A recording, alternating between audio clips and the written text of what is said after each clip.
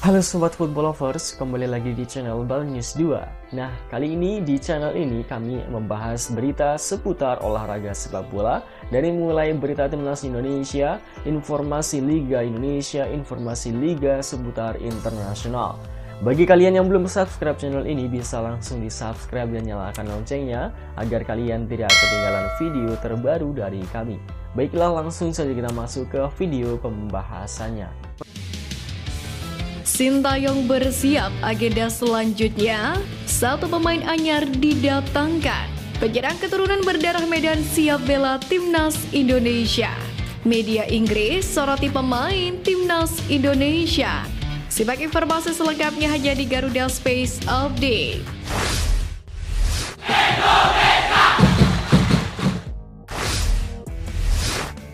Bek timnas Indonesia Justin Hapner tampaknya sudah muak dengan para punggawa Vietnam, terutama Doan Van Hau. Pasalnya bintang timnas Vietnam itu pernah berkata bahwa para pemain naturalisasi seperti Hapner hanya sekelas pemain Asia Tenggara. Terkini, dalam cuitannya di sosial media, Hapner menuliskan "Don't talk on the name" kepada sebuah postingan yang mengunggah pernyataan dari Doan Van Hau. Sementara itu sebelumnya di pertandingan, Hapner juga melancarkan aksi brutal dengan melepaskan tackle dua kaki ke arah pemain timnas Vietnam Nguyen Van Tuan. Patut disyukuri, aksi tackle berbahaya dari Hapner itu tidak terjadi beberapa detik lebih cepat, sebab Van Tuan tengah berada di kotak penalti timnas Indonesia. Dan Justin Hapner selamat dari kartu merah. Sintayong malaikat pencabut poin timnas Vietnam di ranking FIFA, di mana sebanyak 53,21 poin berhasil direbut oleh timnas Indonesia, yakni usai menang 3-0 di Maidin Stadium. Ini sekaligus menjadi kemenangan ketiga secara beruntun atas The Golden Star Warriors. Padahal sebelumnya Indonesia tak pernah menang atas skuad Nguyen dalam ajang apapun pada kurun waktu 2017 hingga 2022. Tentu semua kemenangan ini tak terlepas dari strategi jitu Sintayong selaku pelatih timnas Indonesia. Ia dengan cerdik membaca permainan skuad asuhan Philippe Troussier dan memanfaatkan betul kelemahan mereka. Pada akhirnya, tak hanya poin Vietnam yang dicabut Sintayong, namun juga jabatan Troussier pun hilang lantaran Federasi Sepak Bola Vietnam atau VFF dan sang pelatih sepakat untuk mengakhiri kontrak kerja sama usai laga. Salah satu pemain keturunan yang tampil impresif ketika timnas Indonesia menumbangkan Vietnam dalam kualifikasi Piala Dunia 2026 adalah Ragnar Oratmangun. Bahkan ia turut mencatatkan namanya di papan skor lewat gol berkelasnya. Rupanya, debut manis ini turut menyita salah satu pemain keturunan lain, yakni Ole Romeni. Striker LC Utrecht itu pun ikut bangga dengan menuliskan komentar "sahabatku" pada unggahan Oratmangun. Sontak saja, komentar Ole Romeni ini mendapatkan sorotan dari netizen. Sebab striker berusia 23 tahun ini santer dikabarkan akan dinaturalisasi. Pengamat sepak bola Tommy Welly atau yang akrab disapa dengan Bung Toel menanggapi kemenangan Indonesia atas Vietnam di kualifikasi Piala Dunia 2026 zona Asia. Tidak seperti kebanyakan orang yang bersuka cita atas capaian ini, Bung Toel seperti biasa hadir dengan statementnya sendiri. Dalam akun X-nya ia mengatakan bahwa ada kalanya kita menempatkan diri sebagai supporter, namun ada saatnya sebagai komentator yang harus netral. Demikianlah agar dipahami. Bung Toel memberikan cuitannya tersebut selepas kemenangan timnas Indonesia. Di akun X-nya itu Bung Toel mengatakan bahwa ia pun bisa saja menjadi supporter.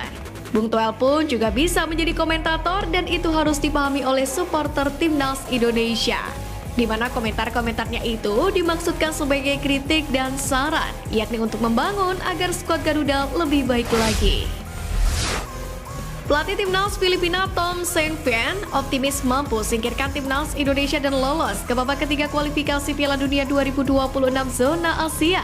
Menurutnya, kans Filipina mewujudkan hal tersebut terbilang besar karena The Askal masih bisa mengumpulkan 6 poin tambahan lagi.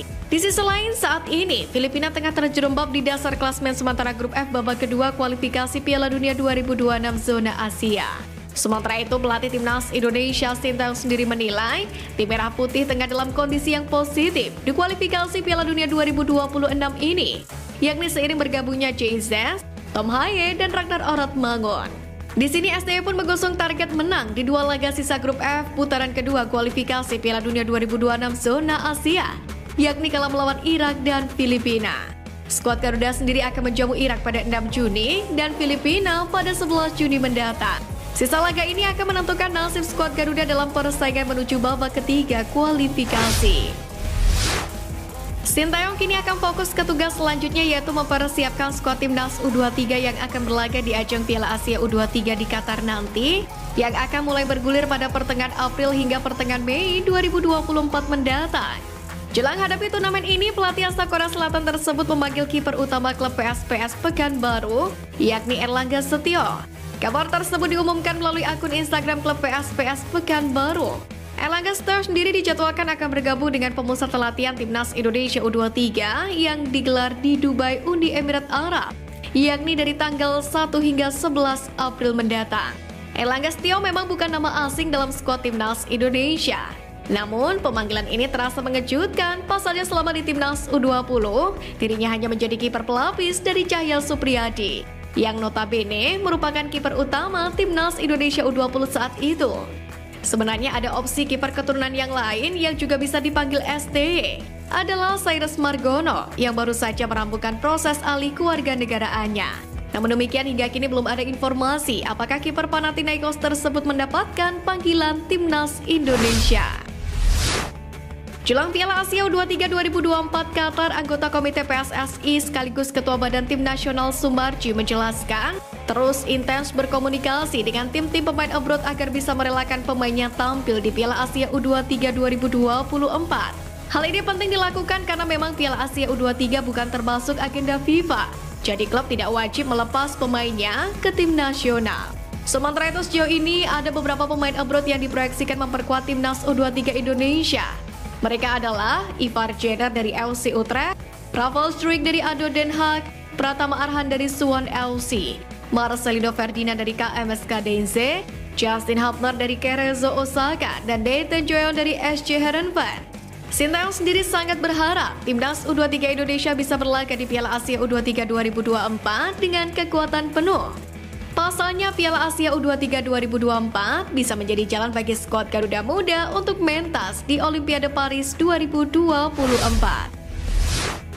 Elkan Bagot tidak dipanggil Sintayong ke timnas Indonesia untuk melawan Vietnam di FIFA Matchday Maret 2024 ini. Melalui laman resmi PSSI, bek setinggi 194 cm itu dikabarkan mengalami cedera. Namun demikian, dalam rilisnya PSSI tidak merinci apa yang sebenarnya terjadi pada Elkan Bagot. Saking cedera yang dialami Elkan Bagot begitu misterius, bahkan media lokal macam Bristol Post pun tak mengetahui bagaimana kondisinya saat ini. Padahal pemain kelahiran Bangkok, Thailand itu selalu tampil dalam 5 laga terakhir Bristol Rovers masing-masing selama 90 menit. Maka dari itu pantas saja jika media lokal seperti Bristol Post khawatir karena Elkan Bagot merupakan pemain utama untuk mengarungi Ligue 1. Sementara itu, agenda selanjutnya bagi Sintayong adalah memimpin timnas U23 Indonesia untuk Piala Asia U23 2024. Lagi-lagi, Elkan Bagot diharapkan kehadirannya di ajang ini. Namun apakah bek Ipswich Town tersebut sudah sembuh dari cederanya? Dan apakah sang klub akan melepaskannya? Menarik untuk dinantikan. Sekian News Flash kali ini Sobat Garuda, mari terus dukung perjuangan timnas Indonesia. Nantikan News Flash edition dari Garuda Space selanjutnya. Terima kasih dan salam olahraga.